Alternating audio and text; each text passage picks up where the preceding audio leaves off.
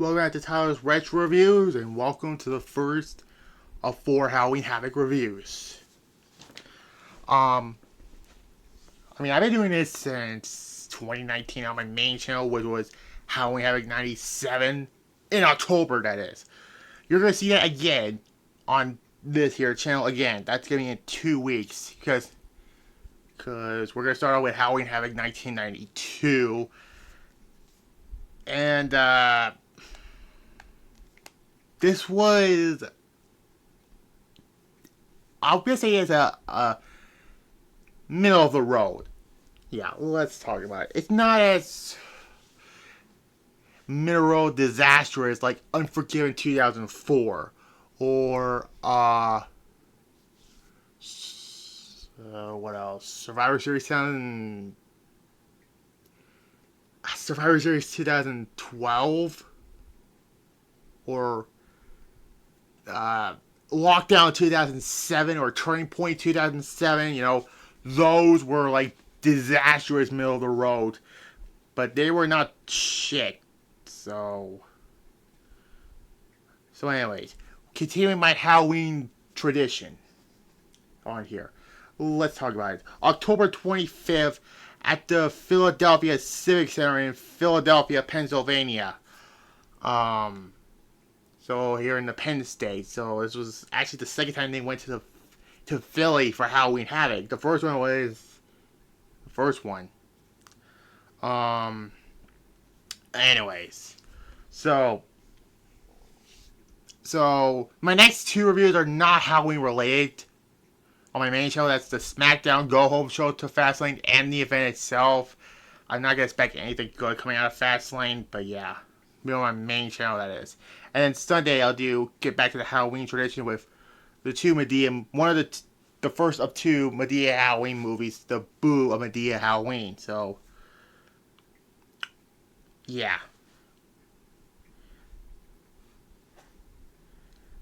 So let's get into the show. Like I said, it's a middle of the road show.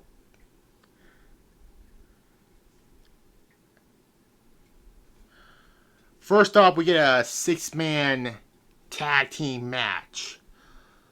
If you know these 2 guys, I sure as hell don't. 4 of them I do know.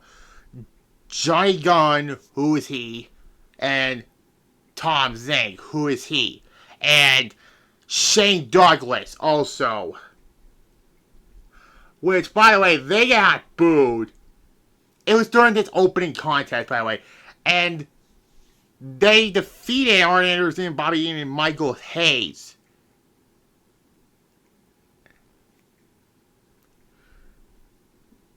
Yeah, this was mediocre. 4.5 out of 10, I'll give it.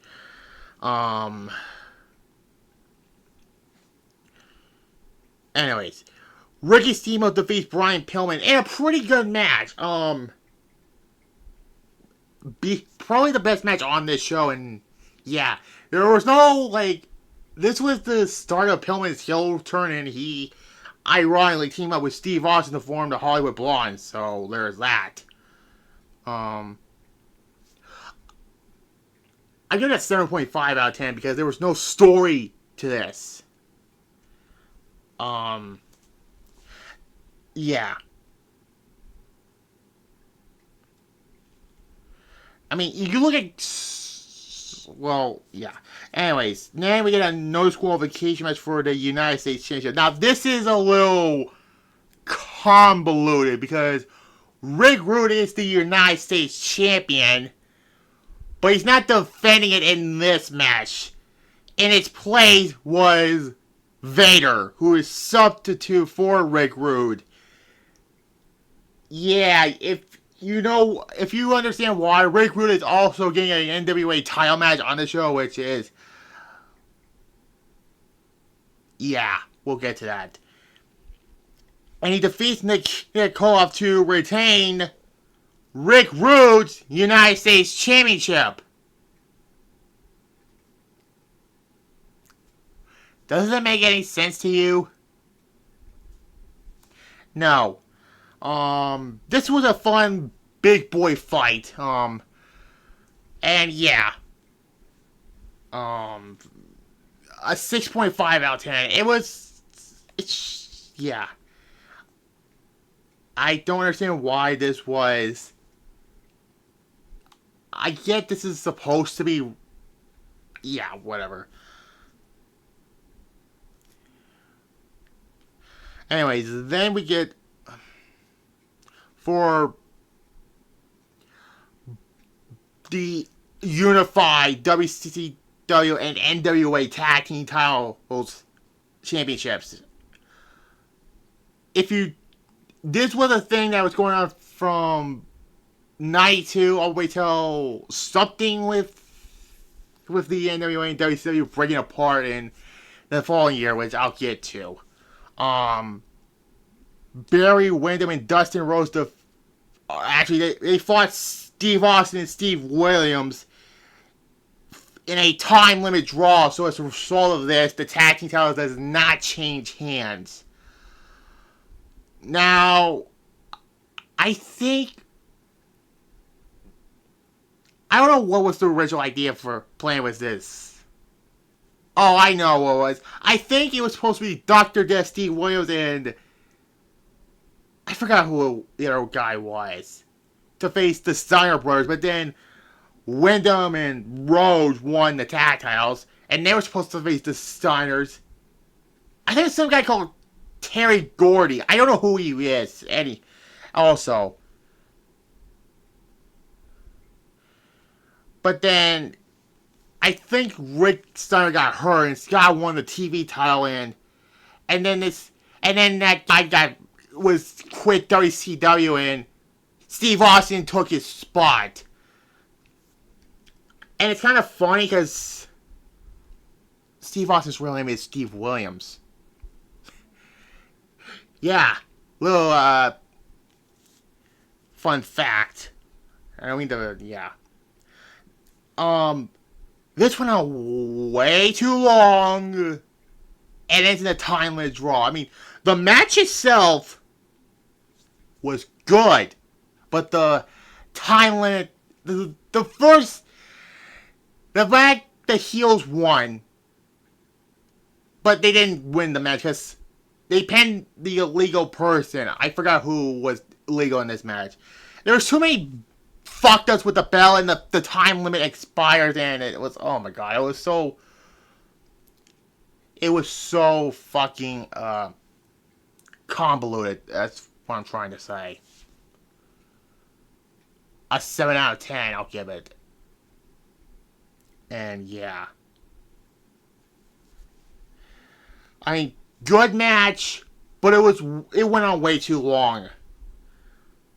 I get it, this is what it's like back then, but I didn't grow up in this time period. I was not alive at this time period, but anyways, moving on.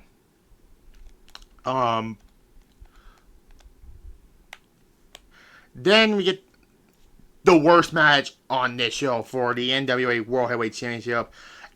And in case you know, that's the big gold belt. Because this was right after Ric Flair got fired as world champion. And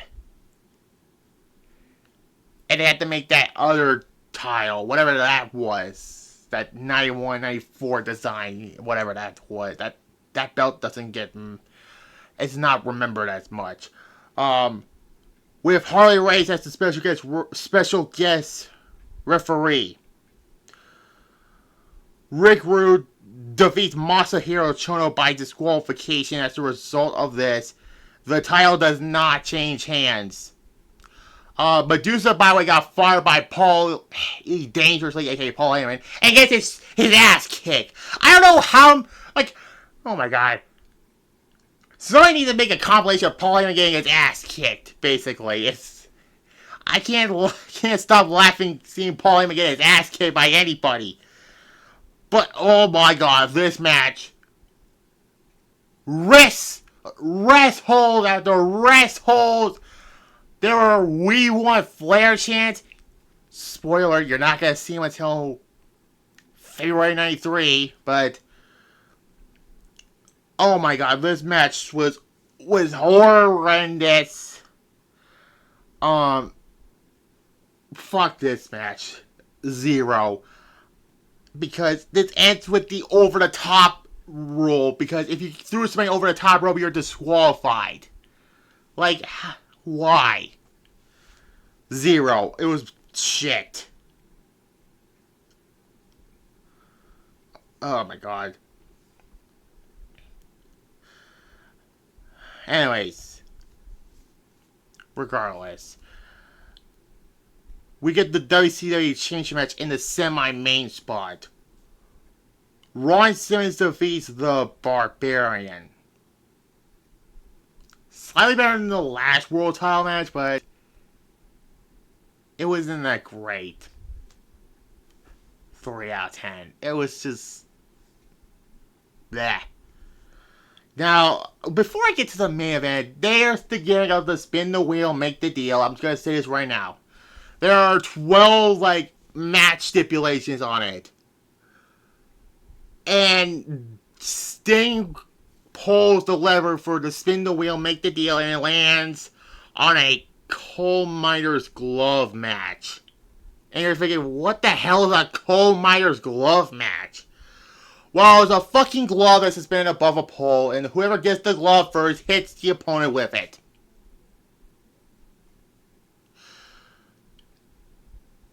And this match with Sting and Jake Roberts was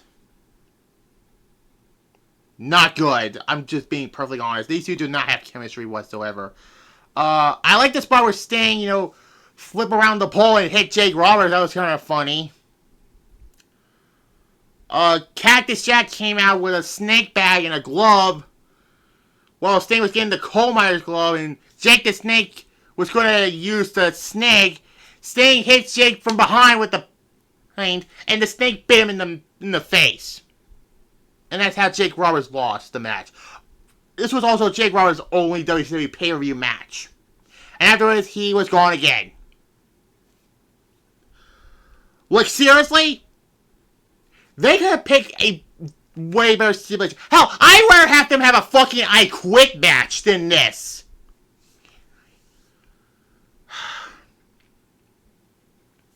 Five out of 10. I'm giving a 5 out of 10 because it was not a terrible match. It's not one of Sting's worst matches. But again,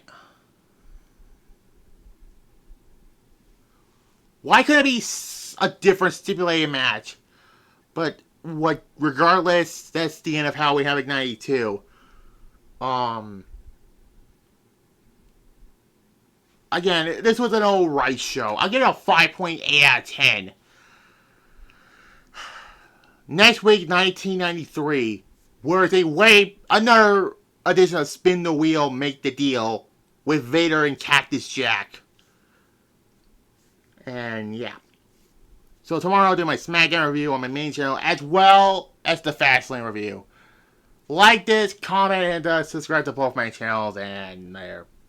Bye.